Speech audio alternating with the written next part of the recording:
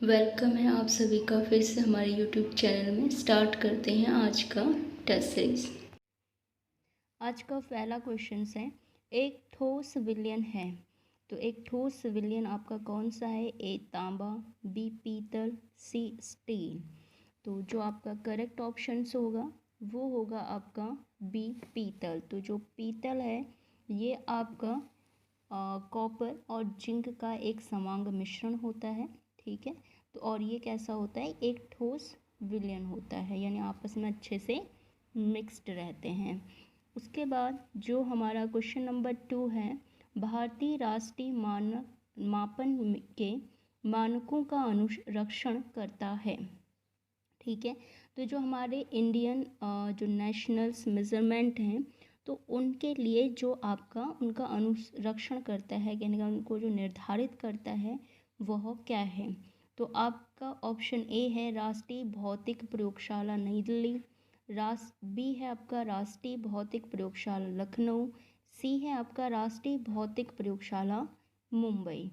तो इसका जो करेक्ट आंसर हो जाएगा वो हो जाएगा ऑप्शन नंबर ए, राष्ट्रीय भौतिक प्रयोगशाला नई दिल्ली, ठीक है। तो राष्ट्रीय भौतिक प्रयोगशाला नई दिल्ली जो है, यहाँ पे हमारे जो इंडियन जो मापन के जो मानक होते हैं उनका अनुरक्षण किया जाता है, यानी उनको निर्धारित किया जाता है।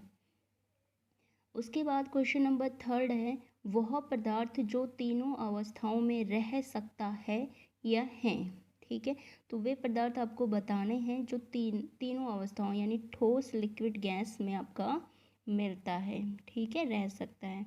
तो कौन है? ऑप्शन नंबर ए है आपका गंधक, बी है आपका जल, सी है आपका ए बी दोनों। तो आपको जैसे पता है कि गंधक क्या होता है, जो सल्फर को होता है, कहते हैं, ठीक है, और कार्बन का एक इसका अपर रूप है। जिसका सिंबल तो एस इनमें से होता देखो है। आपका जो दोनों है गंधक और जल, ये दोनों ही क्या कर सकते हैं? आपके तीनों अवस्थाओं में मिलते हैं, ठीक है।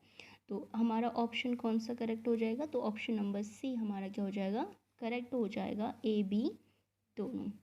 उसके बाद बढ़ते हैं नेक्स्ट क्वेश्चन की तरफ। तो क्वेश्चन नंबर 4 है, कुल एसआई मात्रक हैं, ठीक है। तो आपको पता है कि स्टैंडर्ड यूनिट होते हैं, एसआई मतलब स्टैंडर्ड यूनिट, ठीक है। तो मापन के लिए बनाए जाते हैं। तो आपको बताना है कि कुल कितने एसआई मात्रक हैं। तो देखो कुल एसआई मात्रक आपके जो ऑप्शन है उसमें ए है 8, बी है 7, सी है 5, ठीक है। तो जो कुल एसआई मात्रक होते हैं वो कितने होते हैं? बी 7, ठीक है। तो आप क्या करेंगे? अपने क्वेश्चंस देखते रहेंगे, पहले खुद से करने की कोशिश करेंगे पॉज करके, फिर उसके बाद चेक करेंगे कि आपके कितने आंसर्स करेक्ट हो रहे हैं, ठीक है। अब बढ़ते हैं नेक्स्ट क्वेश्चंस की तरफ। क्वेश्चन नंबर 5 है, ज्योति तीव्रता का मात्रक है, ठीक है। तो जो ज्योति तीव्रता होती है ये एक एसआई यूनिट है, ठीक है, एसआई क्वांटिटी है। तो इसकी जो मात्रक होती है वो क्या है? तो इसका जो एसआई मात्रक है वो कैंडेला है, मोल है या केल्विन है, ठीक है। तो ऑप्शन नंबर ए है कैंडेला, बी है मोल, सी है केल्विन। तो आप सभी को पता है इसका ऑप्शन क्या होगा? ऑप्शन नंबर ए कैंडेला, ठीक है। मोल किसका होता है? मोल आपका द्रव्यमान के लिए आता है, ठीक है, आणविक द्रव्यमान के लिए। सी आपका किसके लिए आता है? टेम्परेचर। केल्विन किसका एसआई मात्रक होता है? टेम्परेचर का, ठीक है।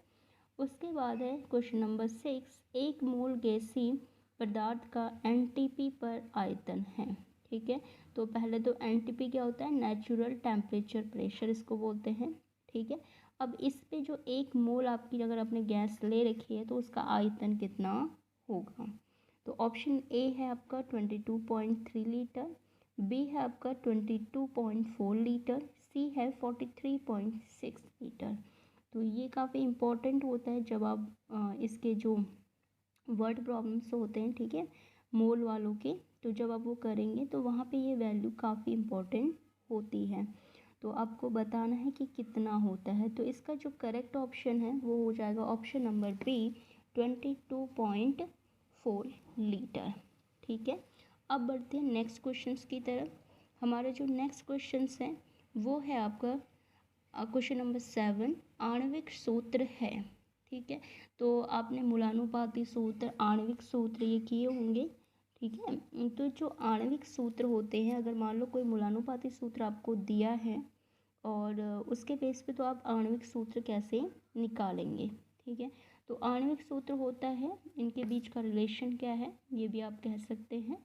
तो ऑप्शन ए है आपका n इंटू मूलानुपाती सूत्र, बी है आपका 1/n इंटू मूलानुपाती सूत्र, सी है इसमें से कोई नहीं, ठीक है। तो जो हमारा ऑप्शन नंबर ए है वो करेक्ट हो जाएगा, n इंटू मूलानुपाती सूत्र। अब बढ़ते हैं नेक्स्ट क्वेश्चंस की तरफ। नेक्स्ट है आपका आइंस्टीन्स के सापेक्षता का सिद्धांत है, ठीक है। तो आइंस्टीन ने एक सापेक्षता का सिद्धांत दिया था, तो आपको बताना है कि वह सिद्धांत क्या है। और आपके ऑप्शन है A is equal to M C square, B आपका ऑप्शन है is equal to M C, C आपका ऑप्शन है is equal to M square C.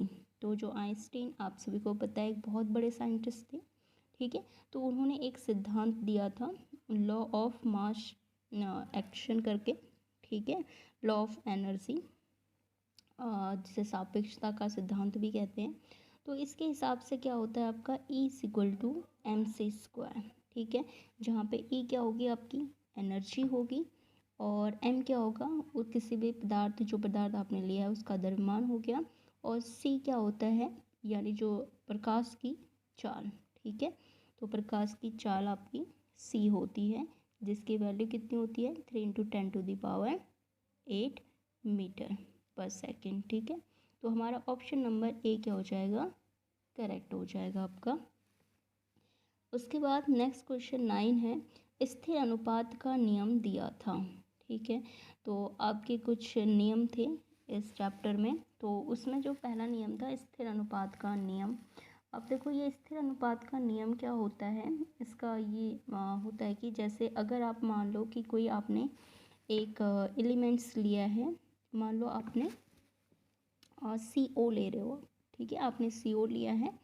तो अगर आपने किसी पहले आपने सी का जो देखो इनका जो टोटल आपका द्रव्यमान है, मान लो वो टोटल द्रव्यमान कितना हो जाएगा आपका, मान लो आपने 2 लिया है, ठीक है।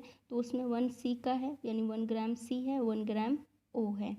अब अगर आप क्या करोगे इस जो टोटल जो आपका द्रव्यमान है, ठीक है, उसको अगर मान लो आपने डबल कर दिया, डबल करने का मतलब 4, आपने 4 कर दिया। अब देखो यहाँ पे रेशियो कितना है 1:1, क्योंकि दोनों क्या है 1:1 में है, ठीक है। अब अगर आप इस 2 को 4 कर दोगे तो क्या हो जाएगा, यहाँ पे जो C है वो 2 हो जाएगा, वो भी डबल हो जाएगा, O भी क्या हो जाएगा O भी क्या हो जाएगा 2 हो जाएगा, ठीक है। तो यानी वो भी डबल हो जाएगा। तो अब रेशियो कितना आएगा 2:2 यानी 1:1, ठीक है। तो यहाँ पे आप देख सकते हैं कि जैसे हमने जो आपका मॉलिक्यूल्स है उसका अगर हमने जो मॉलिक्यूल तो नहीं कहेंगे कंपाउंड, ठीक है, यौगिक, तो जो भी आपका यौगिक है जैसे यहाँ पे हमने CO लिया, तो CO का द्रव्यमान आपने जैसे ही क्या किया डबल किया, तो जो आपके उसमें मॉलिक्यूल्स थे, ठीक है, उसमें जो एटम्स थे उनका भी द्रव्यमान क्या हो गया डबल हो गया। और डबल होने के बाद लेकिन उनका जो अनुपात है, ठीक है, लास्ट में जो अनुपात आ रहा है वो दोनों का क्या आ रहा है सेम आ रहा है। तो ये जो स्थिर अनुपात का नियम था आपको बताना है ये किसने दिया था, ठीक है। आपके लिए ऑप्शन है ए J.L. ब्राउसर, बी है आपका J.L. प्राउस्ट, सी है आपका जॉन डाल्टन, ठीक है। तो यहाँ पे जो हमारा ऑप्शन नंबर बी होगा वो करेक्ट होगा, ठीक है। तो जो हमारे J.L. प्राउस्ट थे उन्होंने ये नियम दिया था, ठीक है। अब पढ़ते हैं नेक्स्ट क्वेश्चंस की तरफ। क्वेश्चन नंबर 10 है गुणित अनुपात का नियम दिया था, ठीक है। तो गुणित अनुपात का नियम किसने दिया था, तो जो गुणित अनुपात का नियम है जैसे हम पहले पढ़ चुके हैं स्थिर अनुपात का नियम वो किसी एक यौगिक के अलग अलग द्रव्यमानों के लिए यूज़ होता था। लेकिन गुणित अनुपात का नियम आपका जो एक तत्व है उसके जो अलग अलग यौगिक हैं उन पे आपका लागू होता है, ठीक है। जैसे फॉर एग्जांपल हम कार्बन के ऑक्साइड की बात करते हैं CO, और CO2। ठीक है, ये कार्बन के 2 ऑक्साइड हैं, एक CO है और एक CO2 है। तो यहाँ पे जो आप देख सकते हो CO में C 1 है और ऑक्सीजन भी 1 है, तो अनुपात क्या बना 1:1। लेकिन CO2 में कार्बन 1 है और ऑक्सीजन कितना है 2। ठीक है, तो यहाँ पे अनुपात कितना बनना है 1:2। तो यहाँ पे देखो आपका जो ऑक्सीजन का अनुपात है वो क्या हो रहा है, गुणित रूप से बढ़ रहा है। ठीक है ना, ऑक्सीजन कार्बन का अनुपात तो स्थिर है, लेकिन जो ऑक्सीजन का अनुपात है वो क्या कर रहा है, गुणित रूप से बढ़ रहा है, यानी डबल हो रहा है। ठीक है, तो इसी को हम क्या कहते हैं, गुणित अनुपात का नियम। और जो आपका दिया था option number A, John Dalton ने। ठीक है, उसके बाद नेक्स्ट क्वेश्चन है हमारा, 1 ग्राम परमाणु द्रव्यमान इक्वल टू 1 मोल बराबर है। यानी आपको यहाँ पे ये बताना है कि 1 मोल में कितने परमाणु होते हैं। और आपके लिए ऑप्शन है ए 6.022 इंटू 10⁻25 परमाणु, बी है आपका 6.022 इंटू 10⁻23 परमाणु, सी है आपका 6.022 इंटू 10⁻24 परमाणु। ठीक है, तो जो आपका करेक्ट ऑप्शन होता है वो है ऑप्शन नंबर बी। तो 1 मोल में आपके कितने परमाणु होते हैं, 6.022 इंटू 10⁻23 परमाणु होते हैं। उसके बाद नेक्स्ट क्वेश्चन है आपका क्वेश्चन नंबर 12, NTP पर है। ठीक है, तो NTP पर क्या होता है, देखो NTP क्या होता है, नेचुरल टेम्परेचर प्रेशर। तो इस पर क्या होता है, ए आपका ऑप्शन है T = 0 degree Celsius, P = 1 atmosphere, B है आपका T = 25 डिग्री सेल्सियस, P आपका 1 एटमोसफियर, सी है आपका T = 0 डिग्री सेल्सियस और P = 2 एटमोसफियर। तो इसका जो करेक्ट आंसर होता है वो होता है option number A, T = 0 degree Celsius, P = 1 atmosphere. ठीक है, उसके बाद नेक्स्ट है क्वेश्चन नंबर 13, अम्ल का तुल्यांकी भार है। ठीक है, तुल्यांकी भार आपको काफ़ी टाइम देखने के लिए मिलेगा जब आप क्या करेंगे, नॉर्मेलिटीज़ निकालेंगे, नॉर्मलता जो होती है फॉर्मेलिटीज़ वो फाइंड आउट करेंगे, तो उस टाइम आपको ये देखने के लिए मिलेगा तुल्यांकी भार। ठीक है, इक्विवेलेंट वेट भी इसको कहा जाता है। तो ऑप्शन नंबर ए है आपका अम्ल का भार ऑब्लिक अम्ल की क्षारकता, बी है अम्ल का अणुभार ऑब्लिक अम्ल की अम्लीयता, सी है आपका अम्ल का अणुभार अम्ल की क्षारकता। तो इसमें जो करेक्ट ऑप्शन है वो हो जाएगा ऑप्शन नंबर सी, अम्ल का अणुभार और अम्ल ऑब्लिक अम्ल की क्षारकता। तो ये आपका तुल्यांकी भार जिसे इक्विवेलेंट वेट कहते हैं निकालने का फॉर्मूला है। उसके बाद है क्वेश्चन नंबर 14, 1 कैलोरी बराबर है। ठीक है, तो 1 कैलोरी किसके बराबर होती है, आपका ऑप्शन ए है 5.232 जूल, बी है 4.184 जूल, सी है 6.184 जूल। तो इसका जो करेक्ट ऑप्शन है वो है ऑप्शन नंबर 2, 4.184 जूल। तो ये किसके बराबर होती है, 1 कैलोरी के बराबर। क्वेश्चन नंबर 15 है, आयतन प्रतिशत का फॉर्मूला है। तो जो आयतन प्रतिशत होता है उसको निकालने का फॉर्मूला क्या है, ए है आपका पदार्थ का द्रव्यमान ऑब्लिक विलयन का द्रव्यमान इंटू 100, बी है आपका पदार्थ के मोल ऑब्लिक विलयन का आयतन इंटू 100, सी है आपका पदार्थ का द्रव्यमान ऑब्लिक विलयन का द्रव्यमान इंटू 100। तो इसका जो हमारा करेक्ट ऑप्शन है वो है ऑप्शन नंबर आपका फर्स्ट। ठीक है, पदार्थ का द्रव्यमान विलयन का द्रव्यमान इंटू 100।